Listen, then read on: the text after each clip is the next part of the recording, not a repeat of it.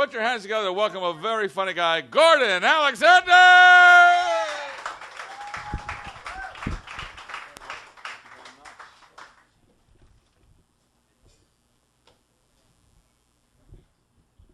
How's it going? I'm Gordon Alexander.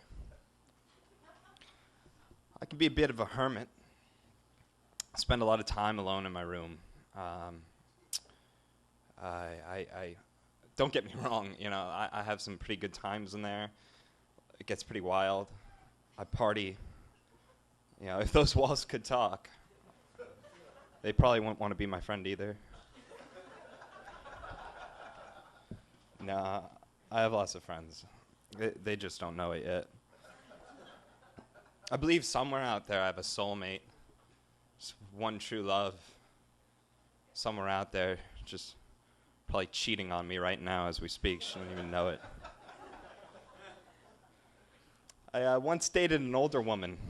One day she turns to me, she says, yeah, I'm feeling old, I feel ugly. I want to look younger, you know, anything I can do. And I said, well, you get braces.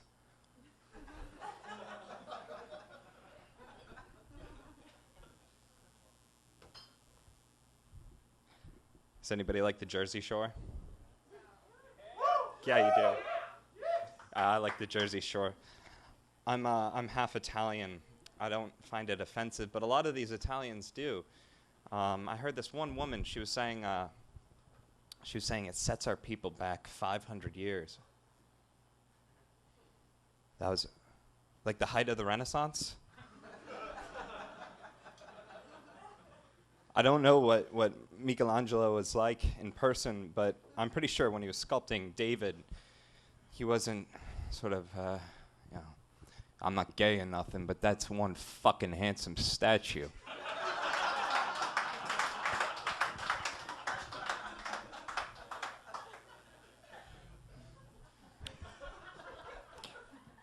I've got a Jewish friend. He's always making fun of the Holocaust.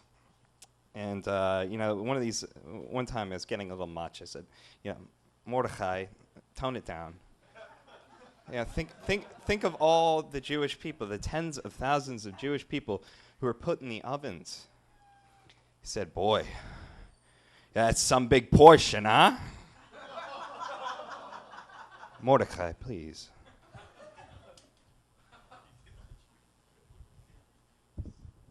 Yeah, the gods they had back in ancient Greece, way cooler than the ones we have now. With the violence, the jealousy, the fighting, it was awesome. It would make for really good TV. We should have them now. Like Dionysus. Take Dionysus, for example. Dionysus was a god of wine. We could put him on Intervention. They could take him aside and be like, Dionysus, god of wine. Yeah. Did you ever consider the possibility that maybe wine is the god of you? And then you got Aphrodite. I don't know, you just give her a webcam. The rest will sort itself out. I'm pretty sure Poseidon, I'd be interested to hear Poseidon's thoughts on the oil spill down in the Gulf. He'd probably have a good solution. Apparently they solved that. I don't know. I don't read the news. Yeah, but you know, nowadays, what do we have? Jesus. A 33-year-old Jewish man who never got laid. But, you know, Jesus, he at least he tried. He tried to fix the oil spill, but he slipped and broke his ankle about 20 miles off the coast of Florida.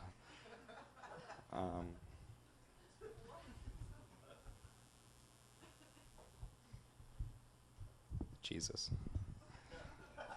So, I don't know. I was brought up Christian. I'm still a big Christian. I don't understand these Christians who just anything the Bible says, they assume it's true. You know, I'm not saying that Jesus wasn't the Messiah. I'm just not entirely convinced he was a carpenter. I mean, think about it. You had this carpenter called Jesus, and you would have thought that somebody would have had the foresight to hold on to a chair, a table, a spice rack or something. Do you know what an original Christ would go for at Sotheby's? But no. What was the rest of that joke?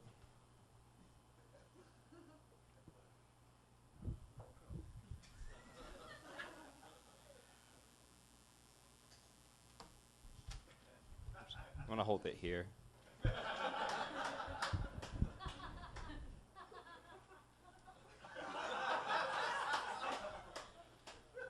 It's actually on my iPod.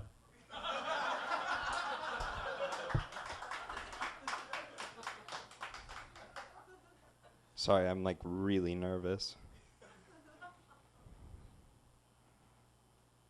Here it is. The key is to make it seem natural.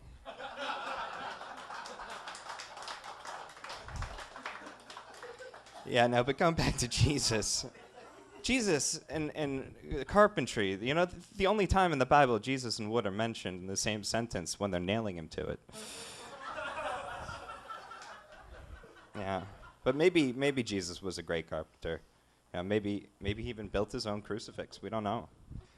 In which case you could argue that it was just as much the work that killed him as it was the Jews. At least he died doing what he loved.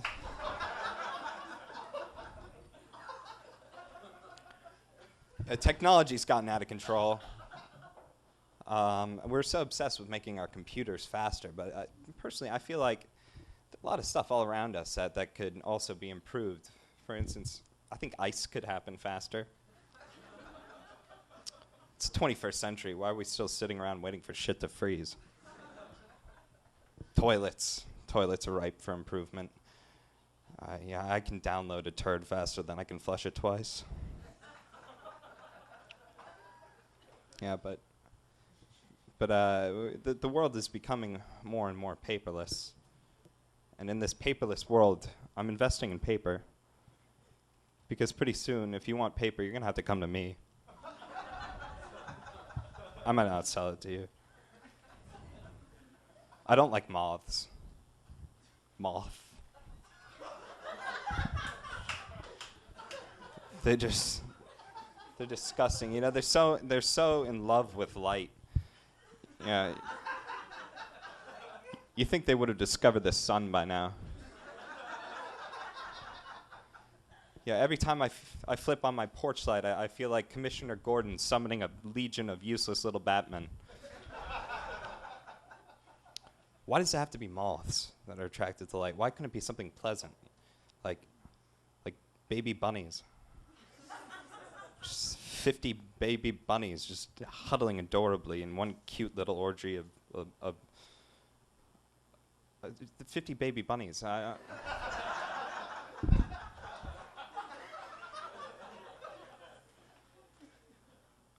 The thing that would bother me most about being a porn star is right after you shoot your load from 3 feet away onto a woman's asshole, you have that realization, and you realize that one of those sperm could quite possibly be the finest specimen of genetic material you will ever create. And you have to sit there and watch it seep out of a woman's anus in front of a room full of people. You know, we all want the best for our kids.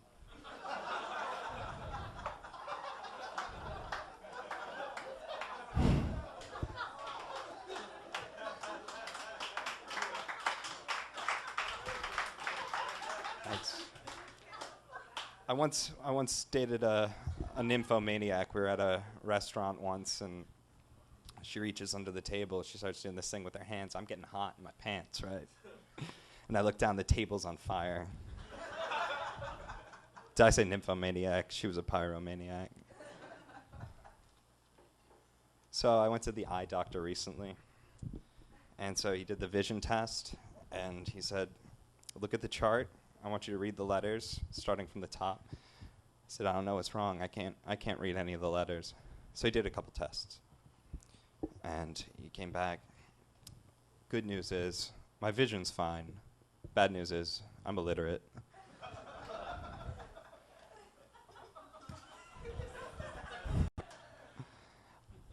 So I was living in Scotland for 5 years, and somebody last winter somebody came up to me and asked me what the temperature was, and I said it's 28. And he said, "What's the temperature in Celsius?" I said, "I don't know where that is." He said, "It's not a place." I said, "Then leave me alone. I don't have time for hypotheticals."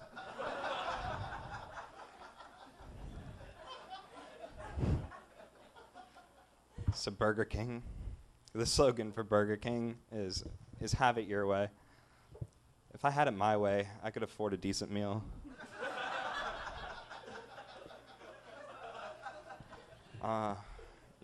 Unless you don't like pickles, there's really not much else they can do for you.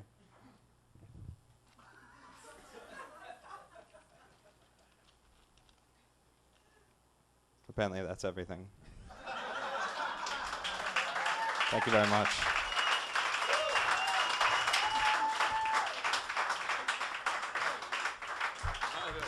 Gordon Alexander, everybody. Whatever you do, don't wake him. Funny, right? Funny boy. Oh, yes. Yes, that's what we make here at the Comedy Cellar classes. We make lunatics. Well, actually, they come in already lunatics, and we just kind of shape it. So we have a couple more people for you. Are you ready for more show? Oh, wait a second. It's a big pee break. Hi-ho, it's off the pee we go. I know, you got to go. You can't. Don't hold it in for my sake. That's right. Not everybody get up and go now. Okay. Now we're back. Are we back? I want to. Oh, did you see what happened there?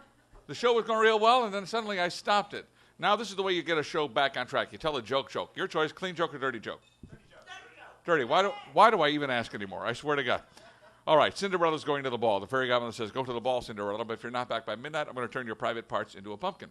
So she goes to the ball. She's dancing. She looks at her watch. It's 5 to 12. "Oh, my God, Prince Charming, I've got to get out of here." He says, "I'm not Prince Charming. I'm Peter Pumpkin Eater." She says, "Oh, I got another 5 minutes."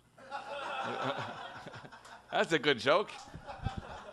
You can tell that after services on Sunday. All right, are you ready for more show?